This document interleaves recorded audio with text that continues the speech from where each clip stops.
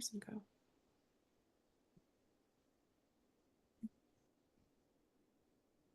Okay, we're recording. All right.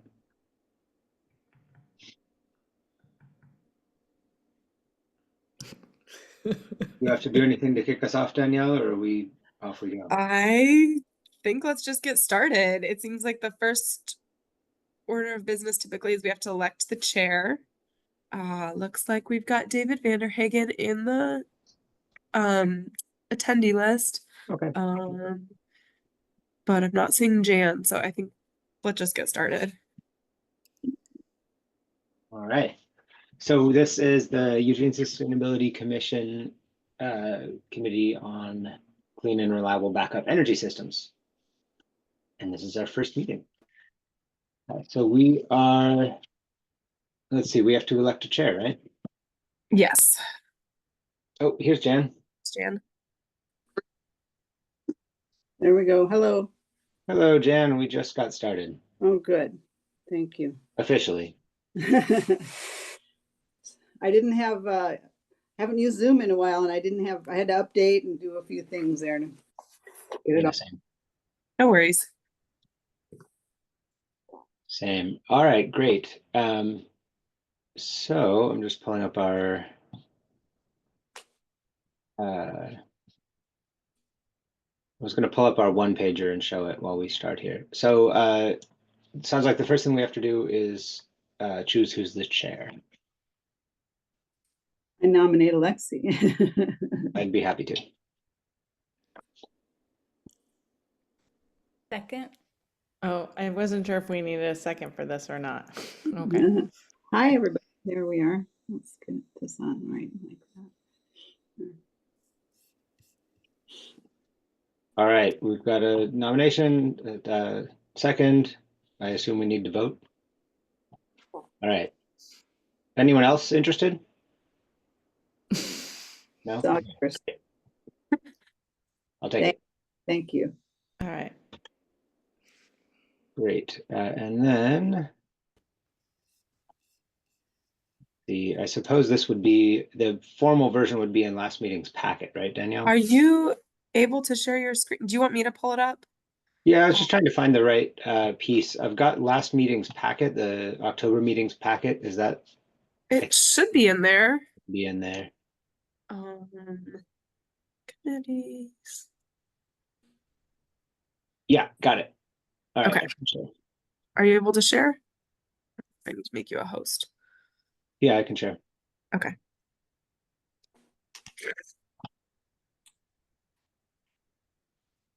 Great. So this should be up and running. So the idea is to talk about backup energy systems. Those may be fossil fuel powered, but they may also be electric. And the goal here is to look into a little bit about what types of systems are out there, what they might fit in terms of homes and businesses here in Eugene, engage with the people, residents and businesses here in town, figure out what's the goal here. You know, we've heard about every time we have a winter storm and someone loses power or a swath of people lose power, you hear about the disruption that causes. And of course, there's good reason to be concerned about losing power. And so we want to see if what the options are that may be clean and reliable.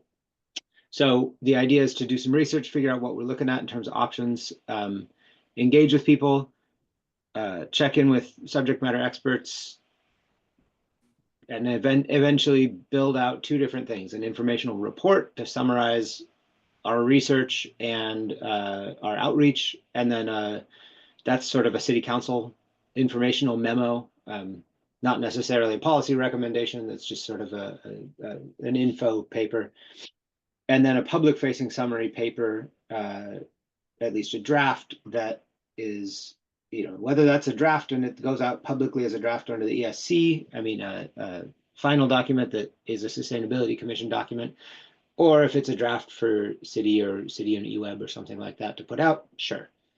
I'm not too concerned exactly about that. I imagine that we could go either way, depending on what city staff think makes sense, and the ESC, to tell people what systems are out there and what they can do. And then we've got these 4 meetings. So this first one is work planning, figure out where we're all at, and where we build out the work plan, and then hope to invite people to join us as guest speakers the next 2 meetings. One is what stuff is out there, and then in between, in the next, these are all monthly, right? So we've got now, that's November, December is the research summary, January, we want to do our outreach over the next 2 months to see what people's priorities are, what might drive a decision to invest in a backup system, or what would be the considerations if someone were thinking about that. And then finally, we wrap up in February. And it's built to have a little bit of stretch if we need to push 1 month. There's only 4 of them. That's pending Danielle's schedule, obviously, which can get stacked up, and the rest of ours. But it is, it's intentional that we only have 4 meetings out of our term here. Sound good? It does sound good. It sounds like a lot in a few meetings. So yeah, let's, depending on how much we need to do. Well, luckily there's not Yeah, that many options of how you Yeah. can do this. right. So Yeah, uh, did anyone watch there was an Electrify Now webinar I sent out a link to by email. I'm sorry, I did not. So that's a pretty cool item. Let me see if I can track that down. Not that we have to do exactly that, but that's not it. Webinars.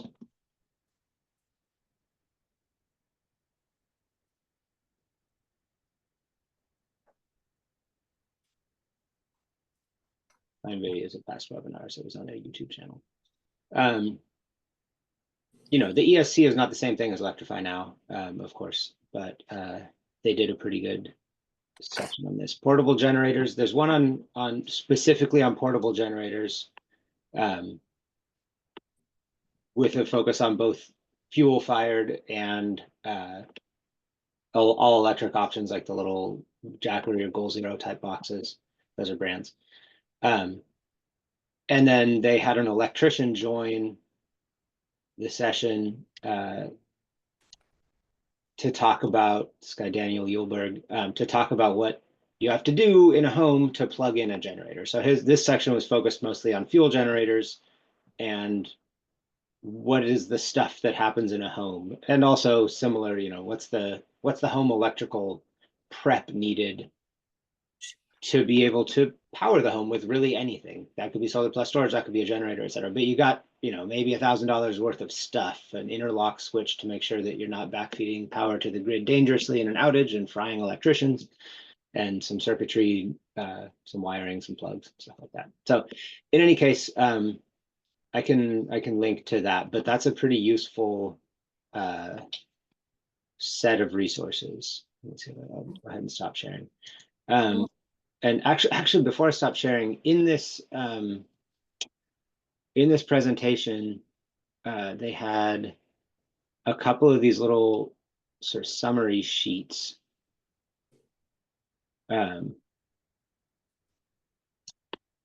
So we can probably access some of these graphics if this is info that's helpful to people as they figure out what's out there. This is sort of like, what are you trying to do with it? How much do you need? Yeah. Right. Are you trying to power? Me personally, I have some chest freezers in the basement. I would like to keep those frozen in an outage. That's probably the most critical thing to me. Some people, maybe if they have an all electric home, they want to make sure their pipes don't freeze. That's a larger draw. Right. So we might consider for that informational public facing thing, trying to put together sort of what are you trying to do here? And what are the systems that provide that? Cost range kind of stuff. Is it a $5,000 project? Is it a $20,000 project? What can you get out of it for how long? Presuming that mostly people are thinking about winter storm resilience is my guess in Eugene. But that's something we want to ask people Figure it out, yeah. I've got to run away from the video for just a second. I'll be back. Okay. Sounds good.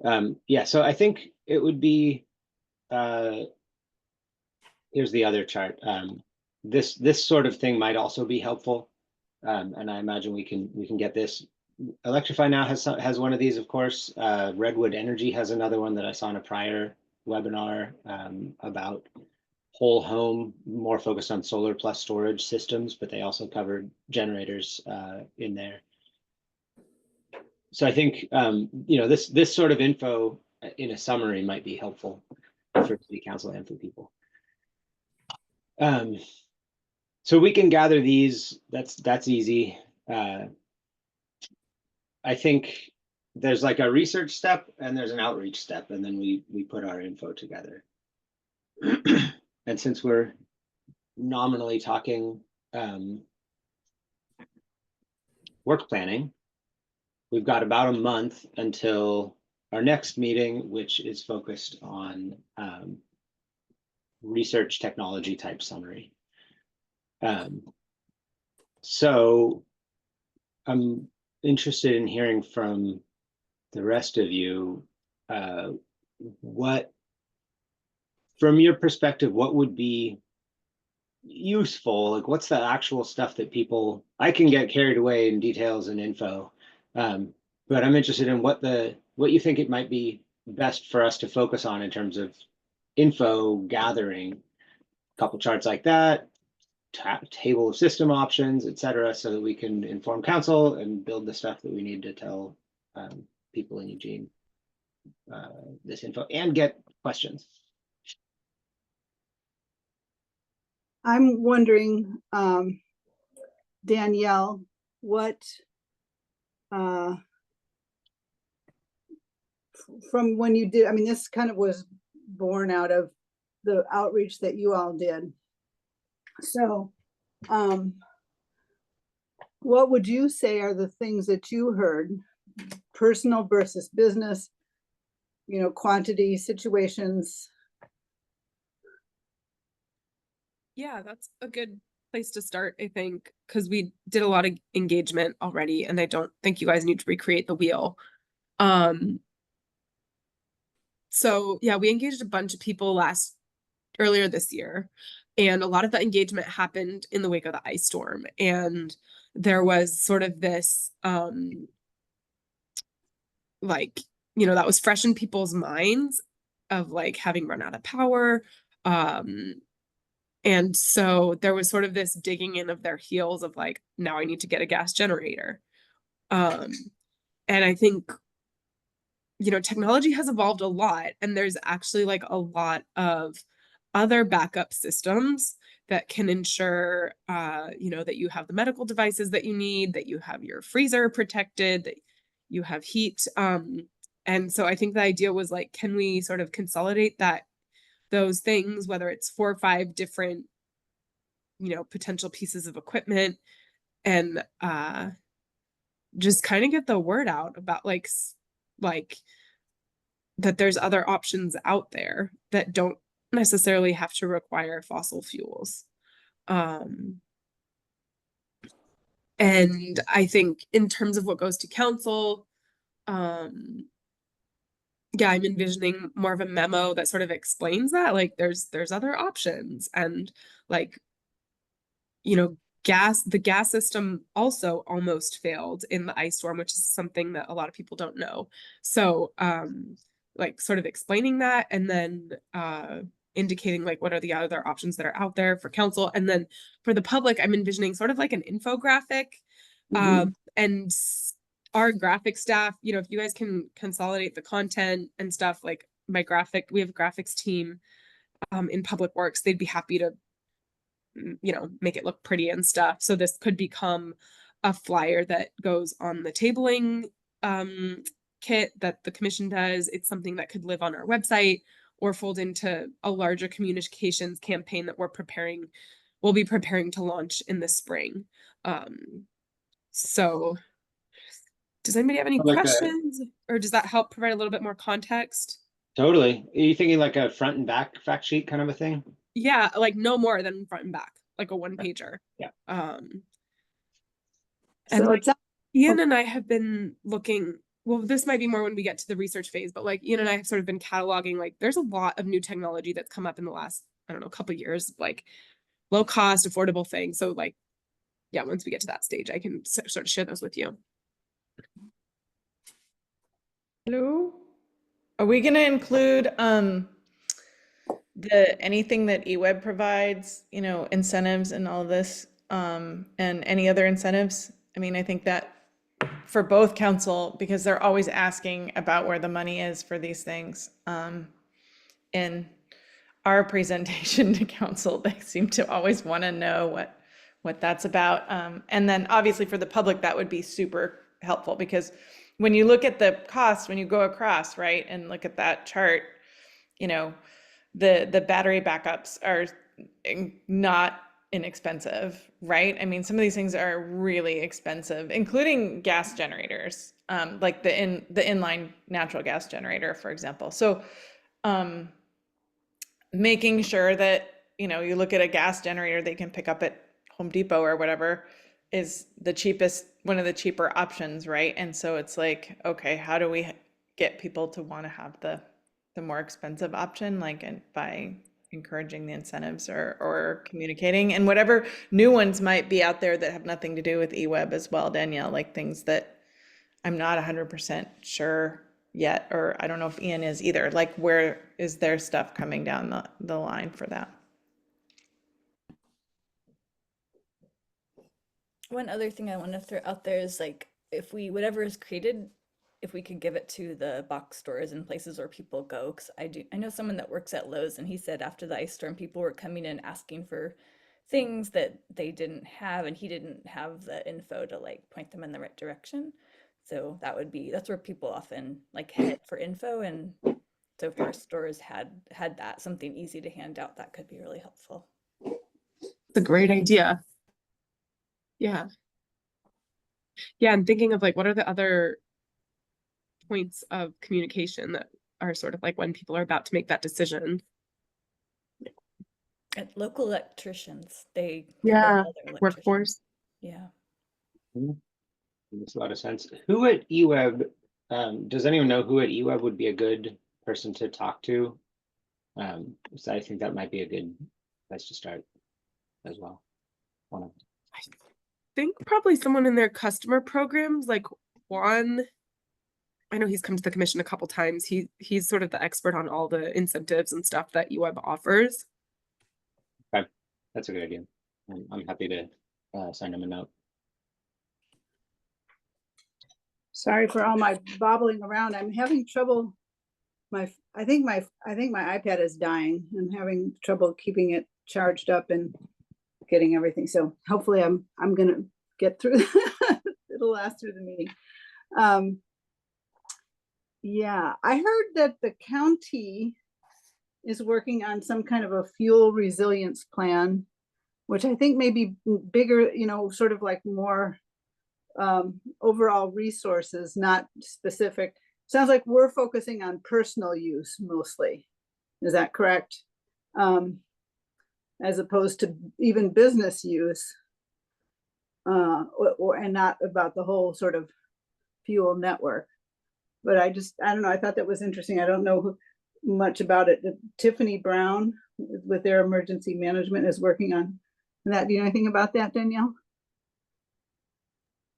Yeah, so the county just got a $20 million grant from the EPA to build out a network of resilience hubs. This actually was one of the topics that the commission had voted to include in their work plan. So there will probably be a presentation on this. But that includes upgrading 6 different buildings across the county, including one of them being in Eugene in the Bethel School District, with different like HVAC and power storage upgrades. I don't know the specifics of what they're planning to do in Bethel, if it's going to involve like backup power. But I know part of the grant was about that. I just can't remember which facilities they had selected to receive that. And then like the grant is also going to cover building out like, so a network of resilience hubs through a lot of the United Way family centers, and establishing like a public health reserve corps. So a group of volunteers who are, you know, trained in basic health and emergency response who can sort of function, you know, just to expand the network of responders when there's an emergency. So it's a pretty large grant, and big project. And yeah, there might definitely be a tie to this. Like, what, maybe the question there is like, how is backup power a part of that project, and like what types of backup power are they considering? Those would be sort of relevant questions that I could think of. There's also an emergency center resilience hub at the fairgrounds. Yeah. Do you know if backup power is provided there? Say someone's got a portable electric recharging box, you know, electric generator. Can you plug it in there? I'm not sure. That's a good question though. Like, part of this one pager could be like, you know, a pop out of like where you can go in an emergency to like charge your phone, or like something like that, or charge up your battery. I'm not sure if that's something that exists there.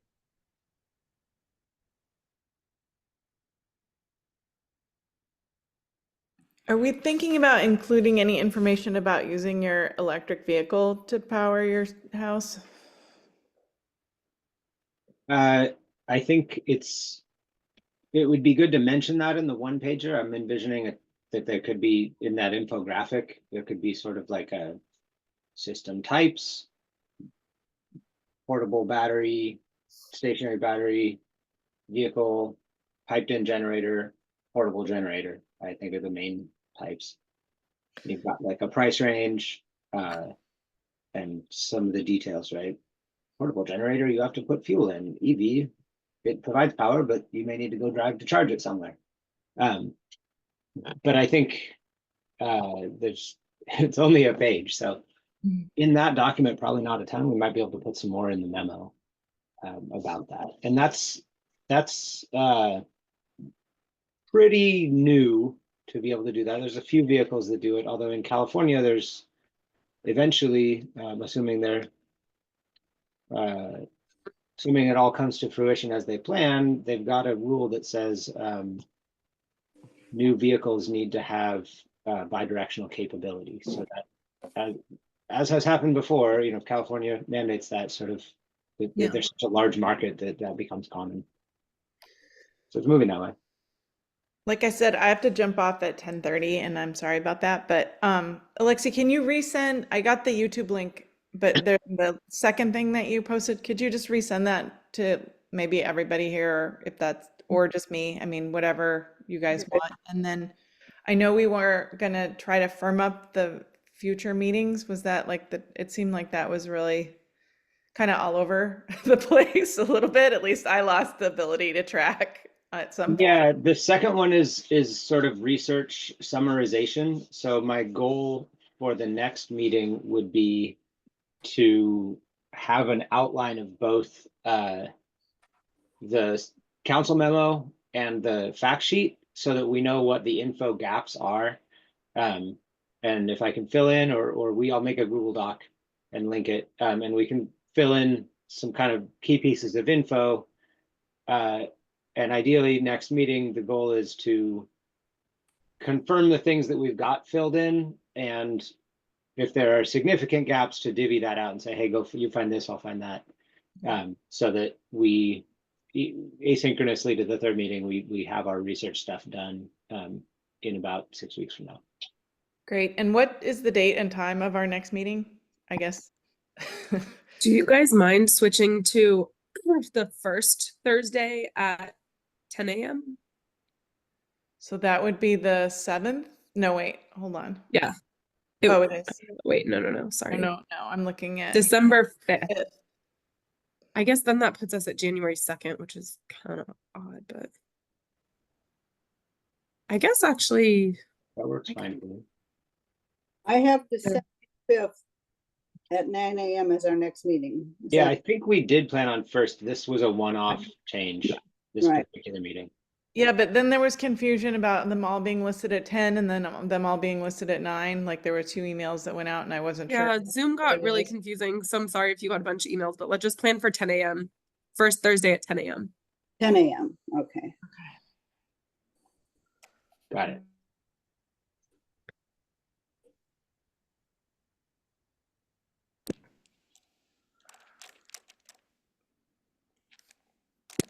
First Thursday is 10 a.m. Next one is December 5th. So 3 weeks. And then the one after that would be January 2nd. I think that's okay. Great. Okay. Right. Thanks. Sorry about that. I just wanted to do that. And then I got to jump off. I apologize. Yeah, just No load problem. me up. Volunteer me for all the things when I'm not here. That's the best thing to do. Convenient. Thank you. All right. Thanks. Thanks, Dan. Sorry. Kevin. So Danielle, you were saying in terms of the outcomes of your outreach to people in the city over the last year, people were upset at not having power in the ice storm. Were like, well, I need a generator now. And do you think do we need to focus on info about generators, or does that seem like it's covered, or at least people are confident in that? Yeah, I think the intention with this is to focus on like The non-fossil other fuel stuff. related Right. stuff. Long-term.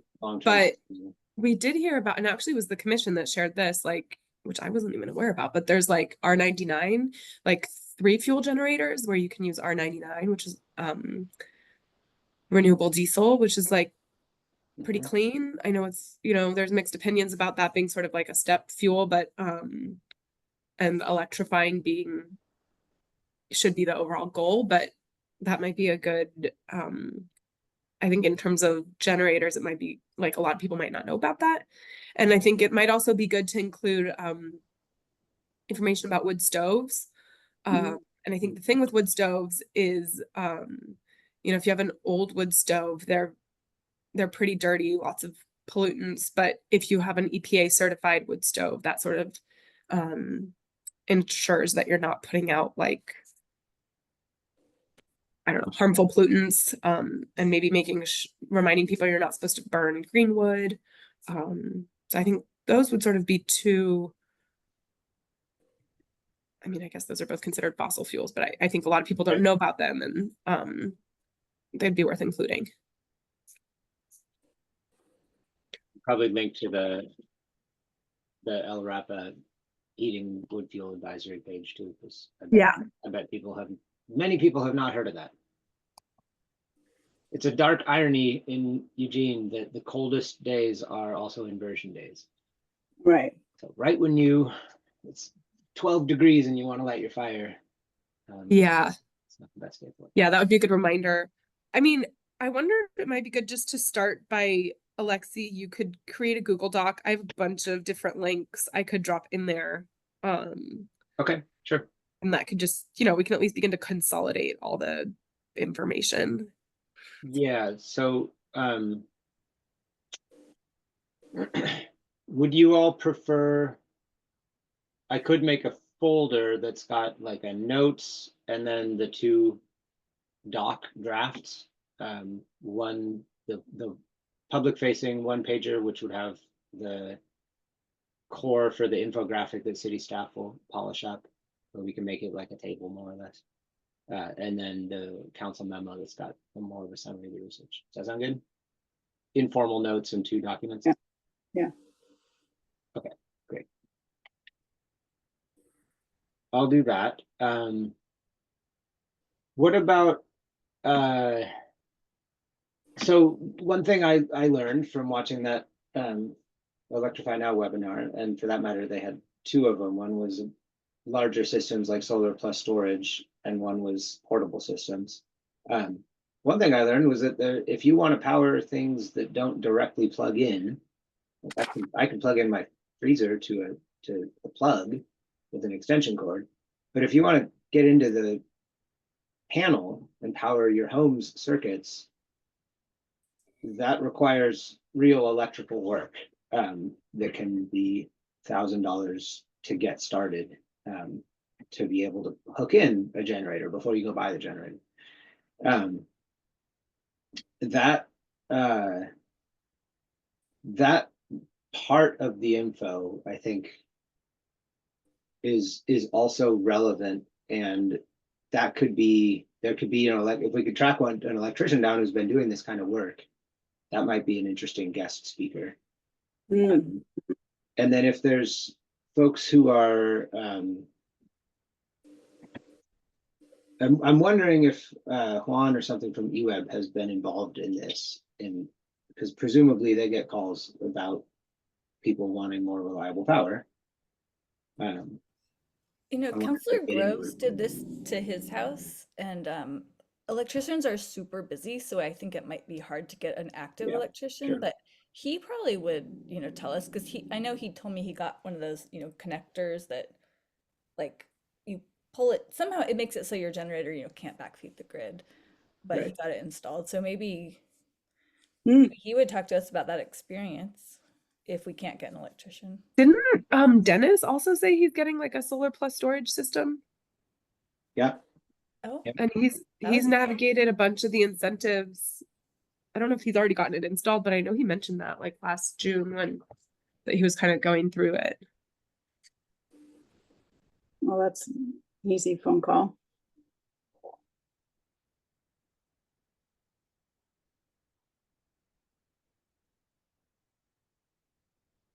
Okay.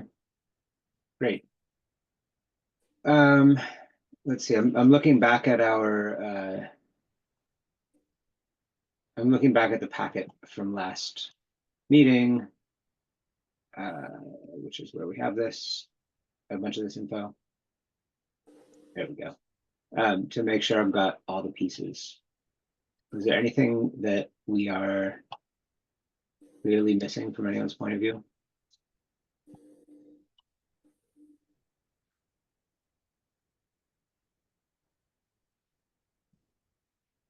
Okay. So maybe we should divide a little bit of kind of topic research, and think about what I mentioned, like 5 types of systems. Plug-in battery packs, basically portable battery packs of various sizes. They go from a stick, like a tube of lipstick size for a phone, all the way up to some that cost like $5,000 and power lots of stuff. So that we could kind of get an idea of capacities and costs. Maybe there are a couple types or tiers, I'm assuming. There's solar plus storage systems that are permanently installed, and we can look at that. Those come with 30% IRA tax credits, which as now the battery is part of that. It didn't used to be. We've got, although the future of the IRA is a good question, so maybe we have to see what happens there. We've got EV, bidirectional charging vehicle to something that could be 120 volt, like the Hyundai and Kia. There's a couple of those, or the F-150 Lightning. You could just plug stuff straight into the vehicle. Or you've got vehicle to home, like the Lightning and the Cybertruck and the Silverado each have a vehicle to home, larger grade plug-in. And then you've got hardwired or hard tubed, hard plumbed gas generators, permanent automatic, natural gas tied generator systems, and then you got portable, like gasoline, propane, or natural gas burning portable generators. So those are the 5. Those last 2 are presumably sort of ancillary focuses for this group, because we're mostly talking about the clean systems that don't burn stuff. So find a note that they exist so that we are providing a full picture to people. These things also are out there. But among the first 3, does anyone want to raise their hand to dig in and figure out size, cost, types, that kind of thing, options. I want to do the vehicle to home. Okay. Cool. I don't know a whole lot about the portable battery stuff, so I'm kind of curious about that. To figure out what. Are you familiar with like the BioLite? It's called Backup BioLite. BIOLITE. It was a Kickstarter.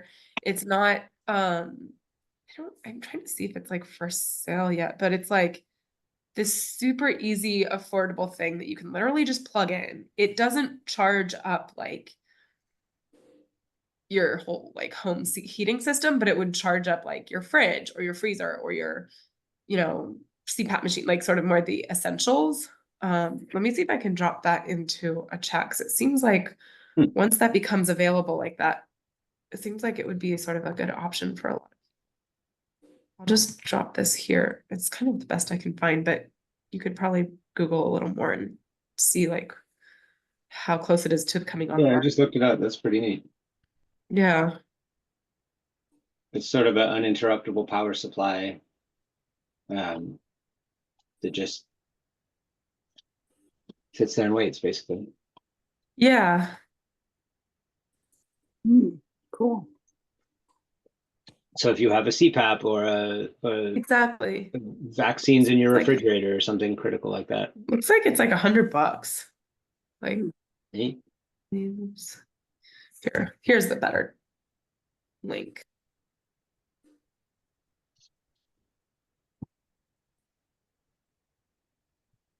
Yeah. That's pretty cool. I had not seen that. I mean, I knew Yeah. about uninterruptible power supplies, but this is a little different setup.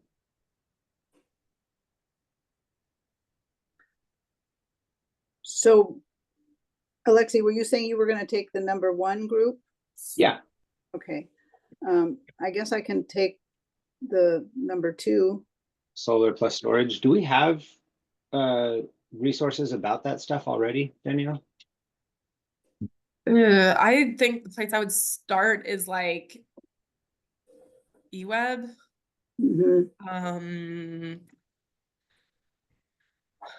Yeah, I haven't like, I mean, I know it's a thing. I haven't really like consolidated information about it. Well, But it I seems could, like it's becoming, that seems to be where a lot of the incentives are. uh-huh. Like the clean energy, the federal tax credits, which like we'll see what happened to those, but and eWeb incentives, like that seems to be where you can get some cash rebates. Okay. Well, I can give it a start anyway and see what I, Okay. There's eWeb's page about backup power. That might be a good first place. That stuff about connecting a portable generator with a transfer switch. Looks like you have to be the owner of the property, which is interesting in the city of mostly rentals. Although, of course, it's the thing. Yeah. The owner usually puts the thing in if it's a permanently installed system. So, that makes sense. But it's relevant. They have residential sizing guidelines, eWeb. Interesting. Generator sizing. This is cool.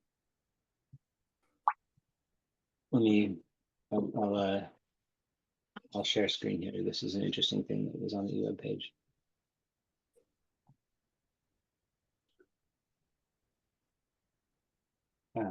This is eWeb's backup power program. And okay. Down here, choosing the right backup power system. Check out our residential sizing guidelines. We've got running watts, starting watts. Oh, cool. Yeah, this is great. That's the stuff you're gonna need.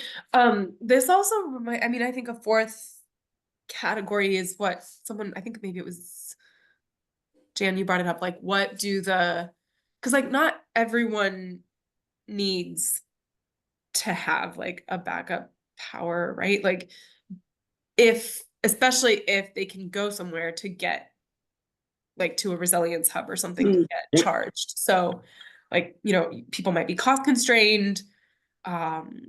but like it might be still be essential for them to be able to charge up their phone or something like that so that they can communicate. So I Right. like the idea of including like what features does Lake County Fairgrounds have? Hmm.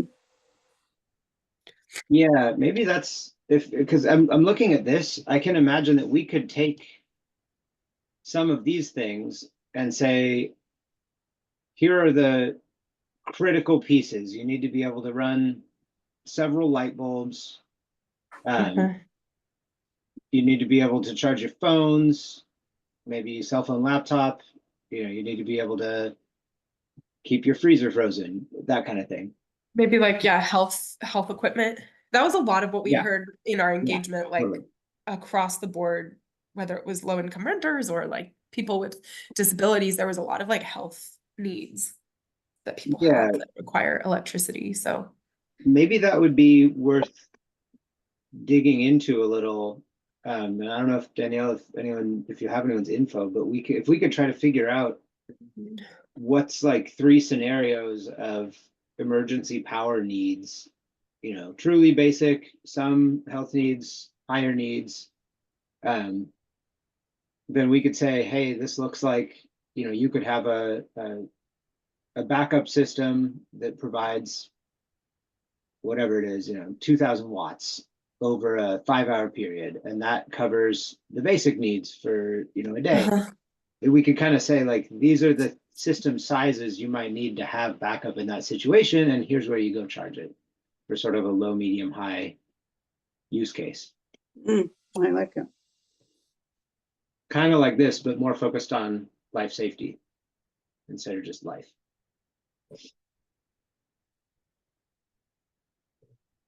yeah, and it's interesting this list doesn't have any health related. Like wheelchair or CPAP or something. Yeah, I mean, I think what are the, I'm taking notes on the side here. What are the devices that we might think about? CPAP. That people are talking about recharging an electric wheelchair.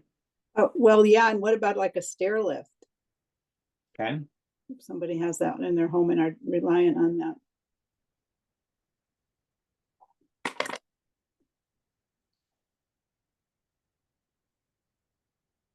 There are other electrical health devices that are. I can go try to figure out how much juice these things need, either to charge or run.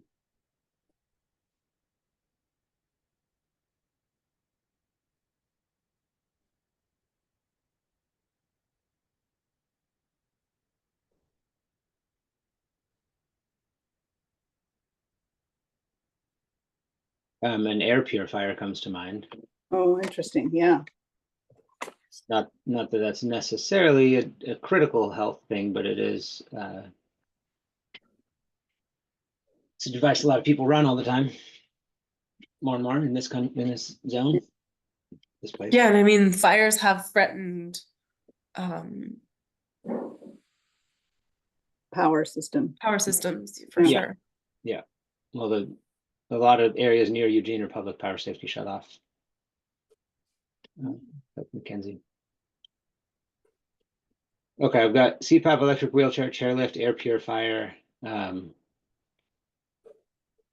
refrigerator for medication. Yeah.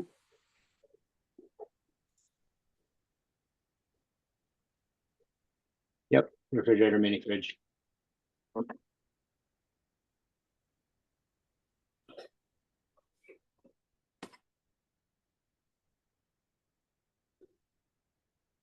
So if we've got 1, 2, and 4 covered, the third was the EV bidirectional charging. You want to give that one to Devin?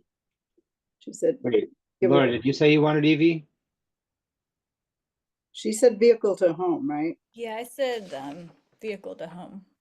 And the other one that you have, what you mentioned was EV bidirectional charging. I don't, Yeah. I think that's. they I think kind we of can call that the same. connected. Okay.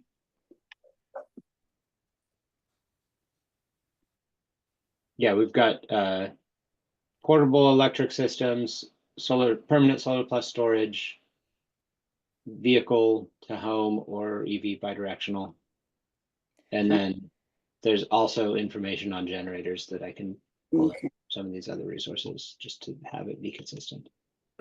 Is there anything about just, like home scale batteries that are just charged by the grid? Like they don't have to be solar, they could just be, would that Mhm. go with solar to home or would that be a separate category? Yeah, I think that they're the same batteries, whether you've got them on a solar system or not. So I think that that's pretty much that Oh. that category. Solar plus storage is often installed because they go well together, but it can be simply storage. Although I'll fold in the BioLite backup system Yeah. as a portable one, even though it's not meant to be portable, it's not hardwired. So for like energy code, they would call that portable because you just plug it in.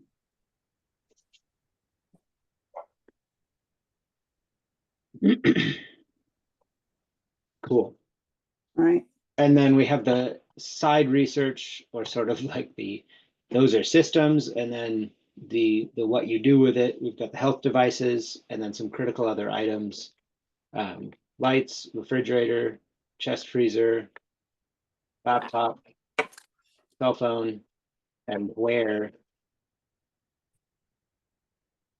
can we charge, which could be the one interesting question there is if it's all public, like the fairgrounds, the Bethel location, which is pending. I thought that wasn't there something out Thurston Way? Yeah, Thurston High School, I feel like usually is the shelter for, I mean, that was the shelter when there was the Mackenzie fires. Lowell too. I mean, I think Lowell High School has been one for Oak Ridge. I mean, it might be worth keeping it short and sweet, but like remember that you're like the designated shelter usually has like, options to charge back up your phone. Like, don't forget that. Like, I think it can be short and sweet. It doesn't have to be like this. We don't need a Like a comprehensive. reminder. I don't think it needs to be this thorough, like, Yeah, it's 2 pages. yeah. Is there one other thing maybe could be a reminder is if it's a winter ice storm, people probably don't need to plug in their chest freezers if they're in unheated spaces, and that might be something if there's like data like if the weather temperature is below this and it's in an unheated space, you don't need to plug it in, it'll stay frozen. I don't know if that might be too much in the weeds, but I think people may not think about that. Yeah.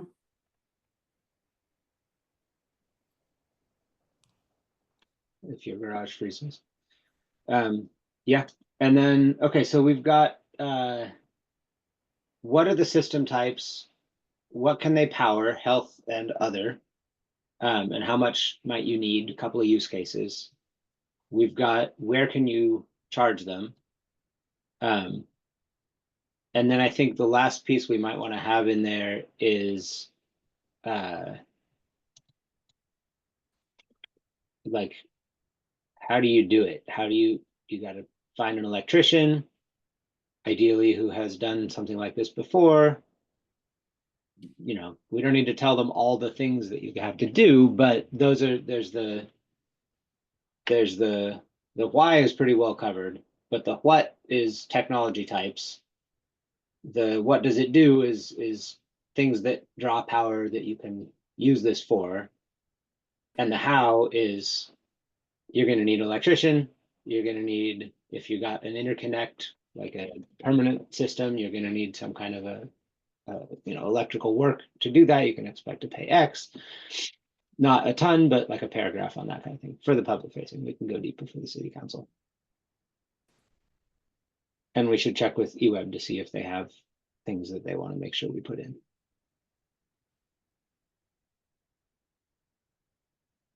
Cool. Well, then first thing I will do is make that Google folder with those 3 docs I mentioned. Great, thank you. I think I'm good on things we needed to cover. I'm glad we got some got some thinking done here. Yeah, it's a good start. Mhm. So Hey, we're all, the time we have left, I don't know if you guys saw my email, and I guess I was a little unclear why this group was the one that, like, the MUPD letter Oh, that yeah.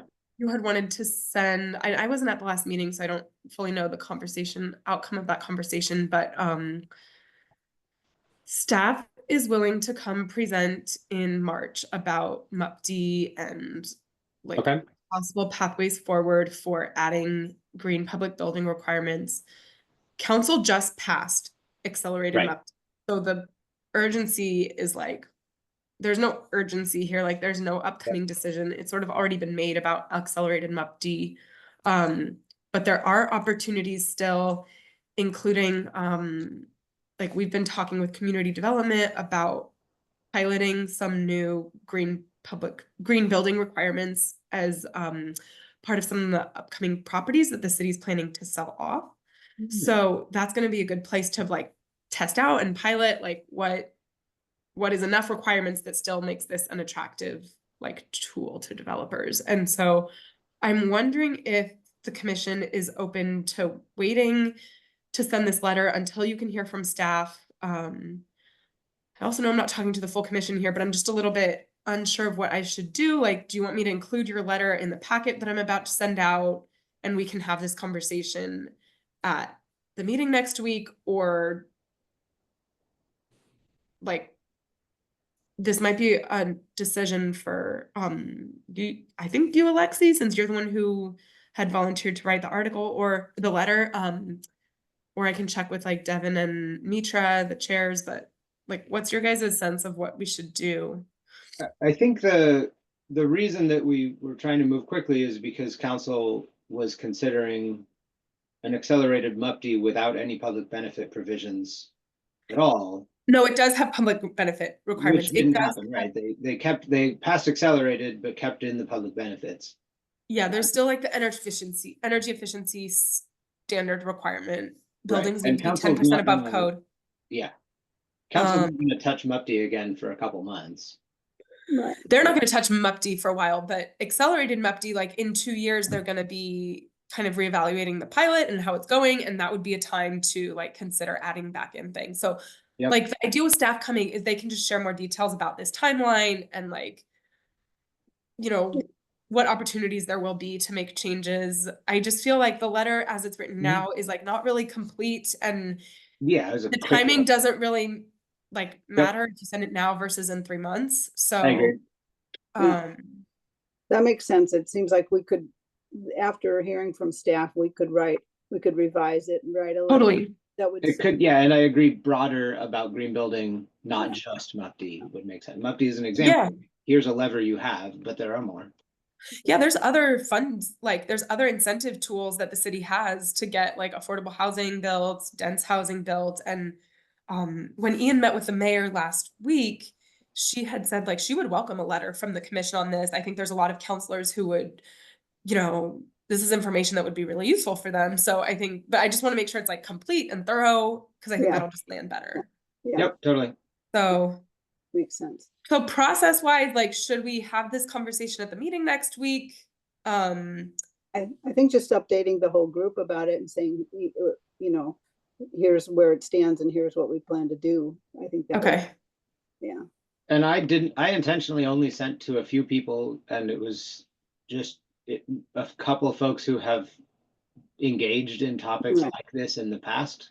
Yeah. Because if I send to everybody, it triggers a whole process, and it's not trying to be secretive. It's just like a Right. couple people might be interested in this specific, very nerdy topic. Yeah. So Okay, well, I'll double check with Ian on process here if he thinks I need to include, like, if this needs to be a full commission decision or if not. And either way, we can talk about it next week because I want to be like transparent about. Right. I think we Yeah. should do some kind of an update because we did discuss it at the whole Yeah. yep, we did. letter, and so at least we need to close Okay. that. Do you want to check with Ian? And if you want me to send something and say, hey, we considered this, we've got some draft language, but we are gonna hold on until, since council has moved on MUPD, accelerate. Yeah, that might be helpful. And then we can talk about it next week too. Okay, sounds Yeah. good. I'll send that. Okay. And yeah, I'll just go ahead and send that because it's a simple thing to say, hey, we're pausing, just so you know it's not dropped. We're gonna discuss. Okay. Okay, well, that puts us at time. I guess we'll meet again in the beginning of December. Right. And we'll 3 be, weeks. we'll be, I know. well, we'll be sharing this information, starting to collect this information between now and then. Right. Yep. Okay. And then, you know, you talked about wanting to do more outreach to community, and that comes a little later in the process. Yeah, let's talk about that next time. Okay. It'd be good to have a strategy there. And I Yeah. think this folds into some of the other things like the city's planning to roll out. So, Okay. All righty. okay, cool. Thanks, everybody. Bye, everybody. Bye. Thanks, Ed.